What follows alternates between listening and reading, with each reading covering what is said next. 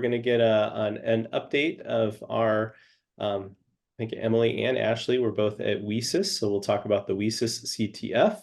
They're going to talk about the Cyber Skyline Lab Kit, and then we'll talk about the NCL Discord channel, which I'm thinking maybe a lot of your students are on right now because they want to figure out how some of those challenges were solved that maybe they couldn't solve. So the Discord channel is running. We'll talk more about that.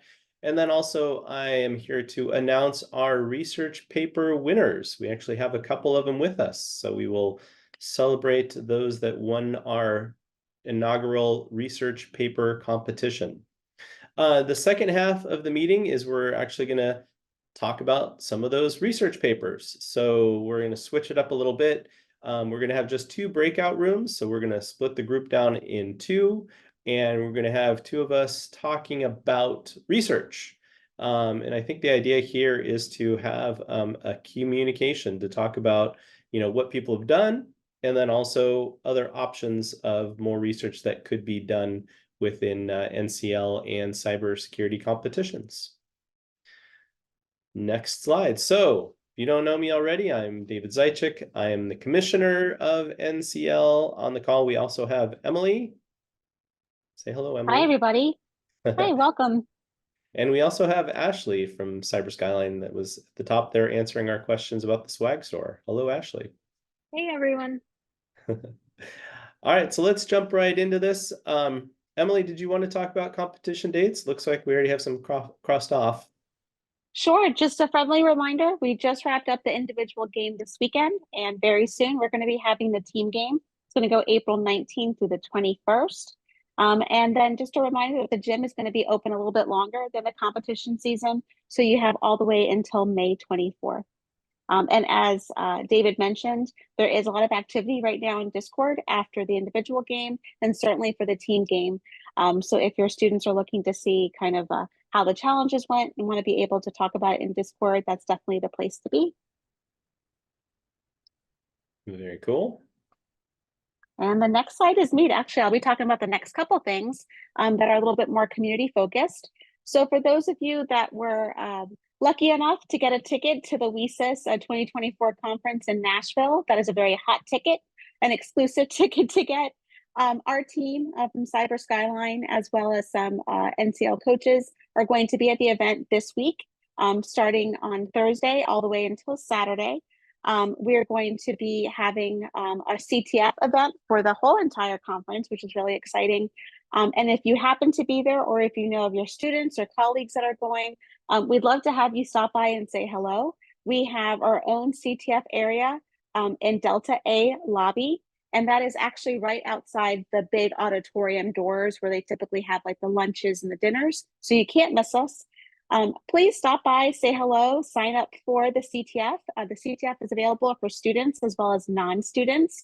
So that could be professors, industry, etc. It really is a lot of fun. If you haven't done a CTF before, but perhaps your students have, or you're an expert at CTFs, you're the perfect person to join us. And we also have a really cool pilot opportunity that we're working with CrowdStrike, one of the NCL sponsors, to do a briefing judging panel. So on the Friday of the CTF event, we have a party called the CTF After Dark Party. And during those hours where everyone gets together and has a lot of fun, listening to music, getting snacks, and working on the CTF all the way until midnight, we're going to have a small portion where we are focusing on a small group of students that are going to be sharing presentation briefings with judges from CrowdStrike. It's a great way for students to be able to have authentic connections with those in the cybersecurity industry, be able to practice their presentation skills, and get some great feedback from the employees at CrowdStrike. So we're also going to see how that event goes, and hopefully we can grow something similar to that in the future with other CTFs that we do for other partnering organizations, as well as WiCyS. So yeah, we'll be there on Thursday, April 11th, starting at 12:30 p.m. We're going to be all day, the rest of the day on Thursday in that section, that area with our different coaches, the Cyber Skyline staff. And then on Friday, we have particular hours in the day that we are going to be having coaching available. So look at the agenda, check out the itinerary for the main conference, and you'll be able to see when the coaching times are available and when we'll be at the staffing table. So I hope to see some of you there. Or once again, if you're not going to be there, but you know a colleague will be, have them stop by. We'd love to see them in person. It's a real treat for us to be able to kind of mix and mingle while we're there. Hey, and Emily, just quickly, maybe for people who don't know what WiCyS is, maybe just take a moment to Sure. some background. Yeah, so we are actually a strategic partner with WiCyS. It's the Women in Cybersecurity Conference that I'm referring to. They are a fantastic champion for women who are first getting into cyber careers or that are in current cyber careers. They have many different types of programmings with different companies. And they have established this conference to be able to bring all of these different types of groups together. So not only is this focused on women, but also allies of women, those identify as women. And it's a fantastic way to be able to kind of dip your toes into all the different components of what it's like to be a woman or supporting women in the cybersecurity space. Throughout the year, they have so many diverse programs that have to do with supporting student chapters, as well as helping women in the professional space, and also trying to align women with opportunities that normally aren't readily accessible. So it's a really fantastic organization. NCL has had connections with WiCyS for quite some time, and it is a fantastic opportunity for us to bridge our common missions.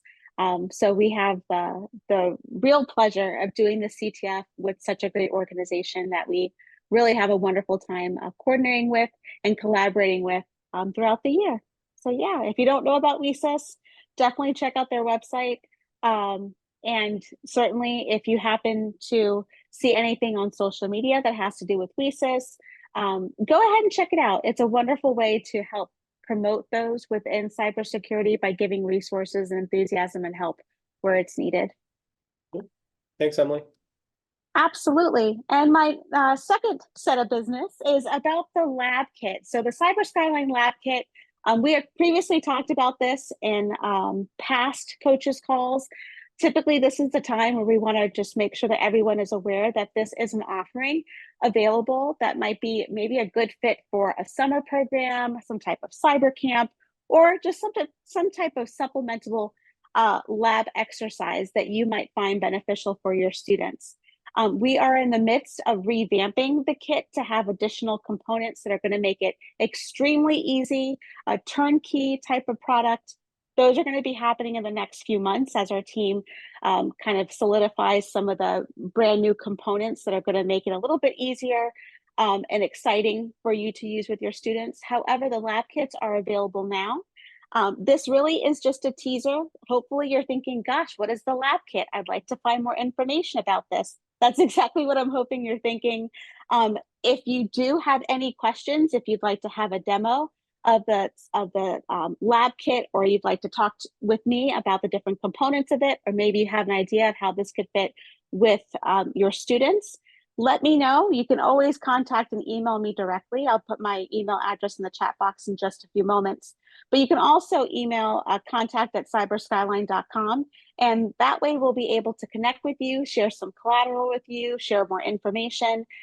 It's just a fantastic way to once again have a supplement to what you're doing within the competition seasons.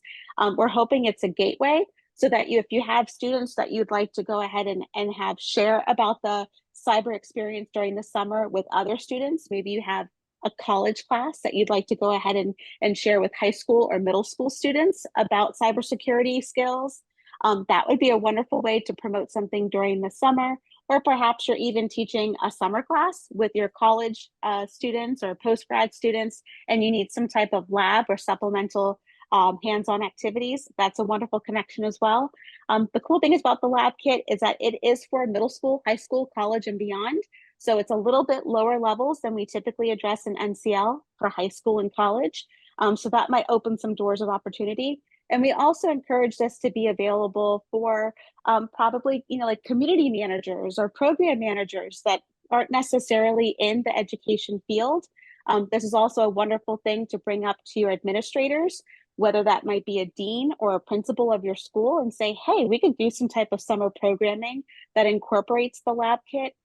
These are just all very exceptional ideas that you can totally figure out in your community how it would be a best fit.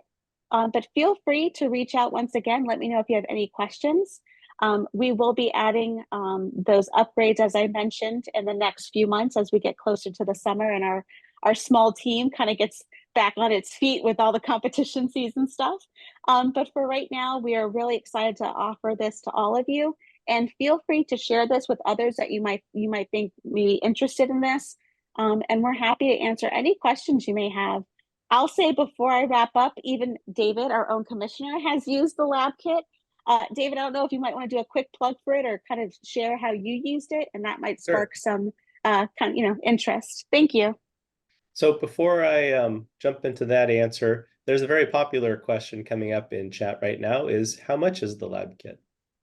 Oh, there it is. Thank you, Ashley. Yay, thank you. Thanks. I was just going to read out loud. So just in case you're not in the chat, the introduction kit is $1,000. The standard kit is $1,500 and the advanced kit is $2,000. So there are 3 different kits: introduction, standard, and the advanced / experience kit. Those are going to be really at the level that you need. So even though you may have a middle school group, but they really are in that more of that standard or advanced realm, you can pick whatever kit matches the abilities and the level of your students. Each lab kit is capable of having about 50 students per lab kit. And yeah, any other specific questions, we're so happy to help and walk you through this and make sure this is an experience that would be really helpful. Yep, and let us know if you have any other questions. Awesome, Russell. I look forward to that, and we'll definitely get back to you and make sure you have everything you need. Can I ask a quick question? Yeah, go ahead. Sure. Yeah, so let's say if we purchase the kit now or before you guys actually roll out the upgrades, are we entitled to the upgrade or should we wait?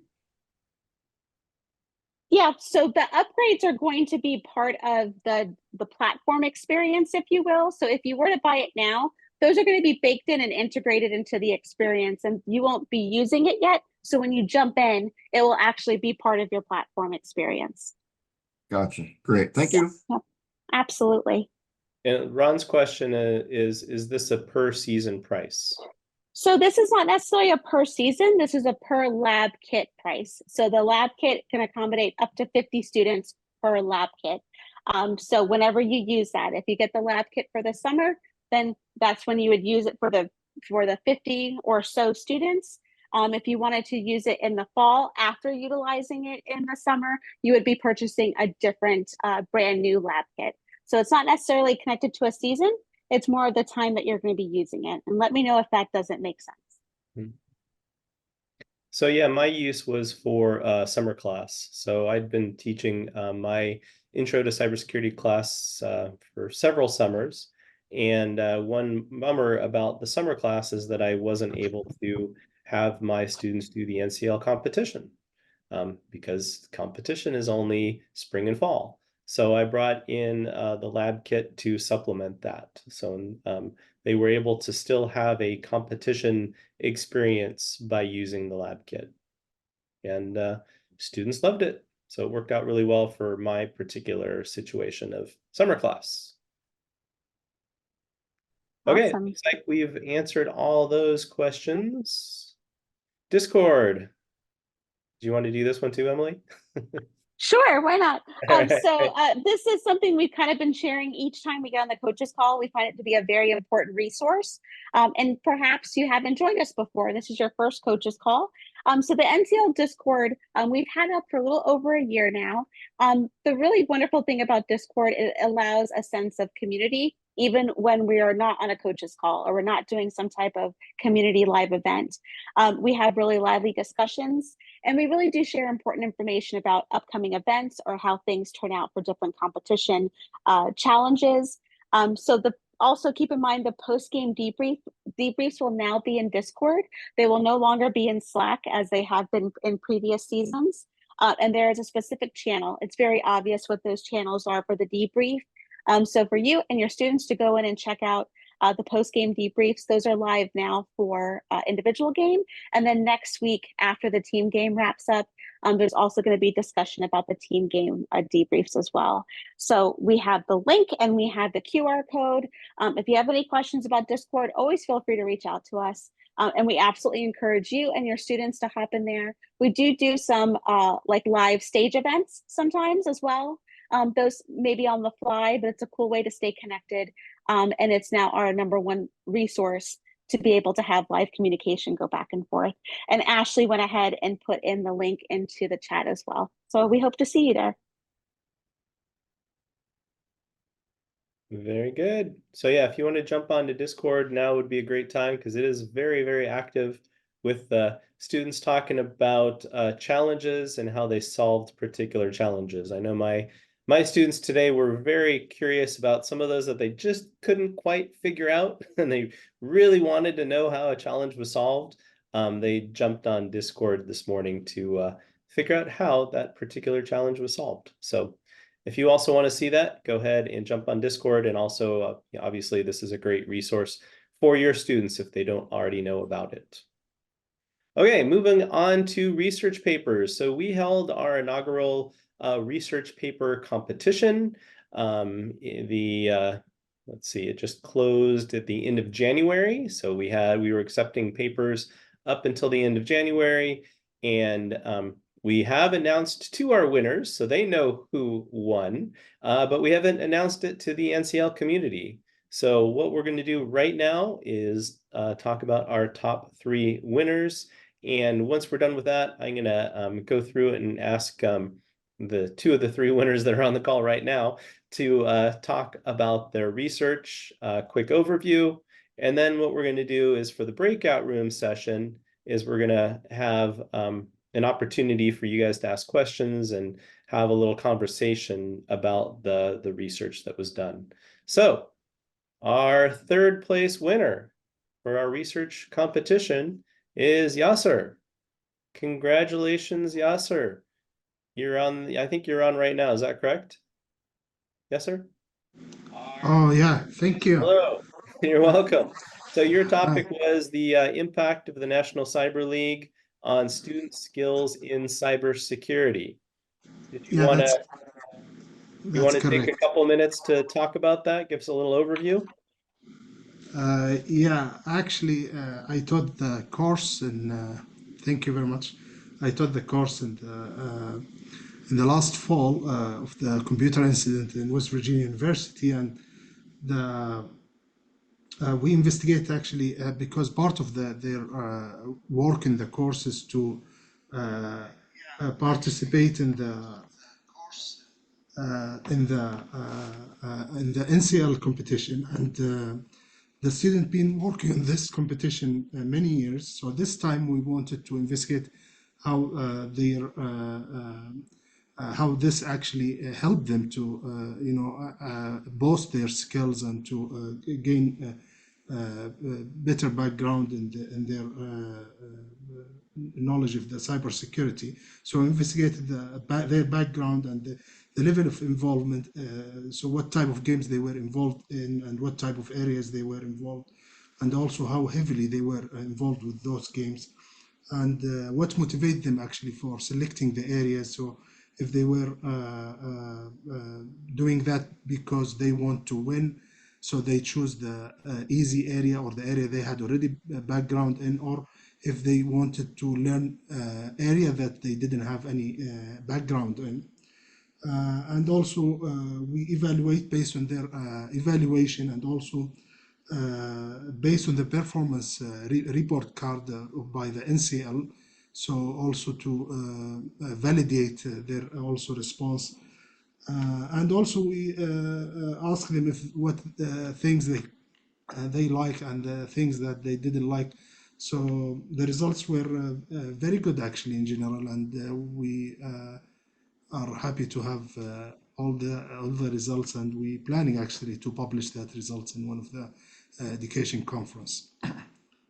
Great. Thank you very much. Yeah, thank you. So yeah, we'll have you stick around for the second half of this call to answer questions and kind of have more of a conversation, because I think this is a very important conversation to have. You know, we do state that we have the NCL, have students compete in the NCL to, you know, improve their cybersecurity skills and also, you know, prepare them for a job in cybersecurity. So I'm very happy to see that you did research into this area. Thank All you. right, thank you. So moving on to second place, we have Chip and Barbara. And I don't think either of them are on the call right now. I know Chip said he was going to be busy with the eclipse, so he's out doing some project with students looking at the eclipse. But we will actually have Chip on the call next month at the next coaches call to talk to us about his paper. So congratulations, Chip. We'll tell you that live next month while you're here with us. And yeah, good question. Will you be able to read the research papers? Yes, you will. Ashley, can I put you on the spot for that one? Yes, I will post a link in the chat. Okay, thank you. All right, and coming in first place, Josh Prunty. Congratulations, Josh, from Marshall University. Your topic was student perceptions of experiential-based learning exercises in cybersecurity education. Josh, hello. Hello. How are you guys? We're You hear doing me okay? Awesome. Awesome. I love the picture. I love the picture. My face actually has a nice M to it. So, but anyway, just wanted to and go over what this is all about. So, this is actually born out of my doctoral dissertation. So this was what I actually studied when I was going through the dissertation process. So and then distill this down to a smaller paper that we might be able to grow upon. But the idea was to look at different factors and see if we can either look at those factors as standalone, or could we compile those factors together in sequence to see if there's anything that might keep students from participating in cybersecurity competitions that happen to be at the collegiate level. So and I also wanted to look and see if there's anything that can encourage students to participate in these competitions. So what I did is I decided to put together a mixed methods research approach to this. So I asked the standard demographic questions: what class rank, age. I have to go through, I don't remember off the top of my head, but you guys can look through on the paper there and get an idea of the questions that I asked. But I put those together with the ideas of setting aside like the standard demographics, like age, gender, job experience, CTF experience, as the independent variables, and then set the dependent variable as the perception of the experiential learning exercise. So what did they think? What kept them away from that? So the research question that I wanted to answer was, what is keeping these students from competing in NCL and other CTFs? Obviously, no one looked out, on a lot of research papers. No one had really attacked research from that angle before. So I wanted to see, obviously going in, you kind of have the idea, well, it's probably class ranking, right? You have a freshman coming in that's probably going to be more hesitant to compete over a senior. And that was kind of the idea that I thought that I would come out. And so I also asked a third open-ended question, which made it mixed methods in the qualitative portion, is there anything that we didn't cover in quantitative that may keep you back from competing? So we mixed those two together. But just from the purely quantitative perception was where I got some surprising results. It wasn't class ranking, it wasn't age, it wasn't gender. It was merely job experience. So most of the significant effect was job experience. And I found that to be rather significant because we question a quite high number of students at the collegiate level. So I was surprised with those results.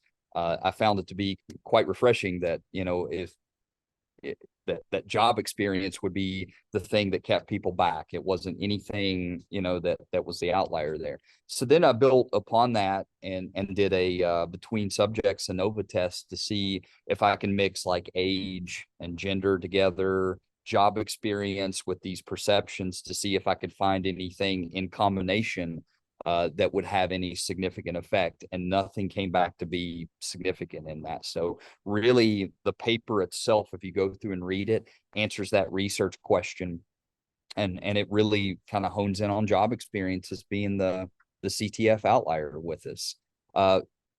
It also is worthy to go through and look at some of the qualitative answers that came back. Some of the older students had favorable outlooks on playing CTFs and attack and defense competitions. They just merely don't have time as the age increases. So I found that to be kind of an odd thing that we didn't ask in our quantitative questions. There was also some things about just really, I was trying to think of other things that kind of popped out. Lack of competitive drive, not enough encouragement, just pure laziness on their part. I mean, they were very honest in the answers. So the qualitative was coded quite interesting, but it just turned out to be an interesting research project. I think it leads that we can, kind of build on that and ask greater populations of people. I don't think that I don't know if that job experience would hold if we get, into the 500 and 1,000 question range, if we're questioning that many people. But it's a good start. It's a good place to know that what you think might be going on in the minds of our students may not be. So glad to share it with you guys, and thank you so much for those who judged. I didn't merely think it was a first place research paper. I just wanted to get it out there, but I do greatly appreciate it. Yeah, you're welcome. Congratulations. All right, looks like we got a few people back. Hello, everybody. Josh, thanks for sticking around the whole time. Really appreciate that. And Yasser, thank you for moving between rooms. Thanks, Josh. You did post your LinkedIn info there. So great. People have more questions, I guess, follow up through LinkedIn. Good. And so I know one takeaway for me was, and we were talking about with Josh's paper, was like future research. So like, what do you want to do next? And I think what you were saying is you want to do this survey at a larger scale is kind of the next step for you, Josh. Yeah, I think so. I think we just want to get it out into bigger populations. It seems like CTFs are taking off, with NCL most definitely, but the U.S. national team, we're pushing that. There's just more competitions out there. So to see if that mindset has changed over the past year, we talked about that in the breakout, because CTFs are more popular now than they ever have been. So to rerun potentially some of this same research and see if these same research questions and answers hold true. Yeah, good point. And Yasser, any takeaways for you? Do you want to summarize anything that you heard or talked about when you were talking about your paper? I think it's good for also to repeat this survey every time is conducted in the school in West Virginia or even other schools. So then we can have build some understanding of how students their skills really how they benefit from actually working on in the NCL competition, and also some of the things that also maybe NCL need also to consider is to see what the students actually didn't like about or what they wanted to see improve in the NCL competition. Maybe it's also a good way to improve the platform and also work maybe on that. Thank you. Sure. Yeah, and that's part of these coaches calls is to get feedback from the coaches. So we're always welcoming any feedback that you have about challenges in platform. Would be great. All right, so since Chip was not here this time, he will be here at our next coaches call, and He'll talk about his paper, Assessing the Efficacy of Student Participation in Cyber Competitions. Along with that, I will also talk about some research that I just published, which is how did it go for students that are currently in cybersecurity? So one thing that I did was I looked at and surveyed NCL alumni, and I looked for alumni that were currently working in cybersecurity, and I asked them how did the NCL prepare them for their current job. So I'll talk about the results of that that survey and that article that I published next month. So again, thanks everyone for joining. Any final thoughts, questions, concerns? What can we do for you? Just one question, and that is, I promised my students a bonus based on their final position on the tabletop. But then, do you have any idea when the official results would be ready? Because I need to wrap up the term. Yeah, so what we do right now is we're going through and we're just auditing the results. So if there are any anything that comes up, we do need to meet with any individuals that are part of that audit. So that does take a few days. Usually we like to have everything published within a week. Emily, Ashley, do you have anything else to add to that in terms of when the final individual board will be posted? That's correct, David. I know right now, since the competition wrapped up yesterday for individuals, that Franz and the team are doing their auditing and then reaching out to you to kind of see if there are any discussions needed.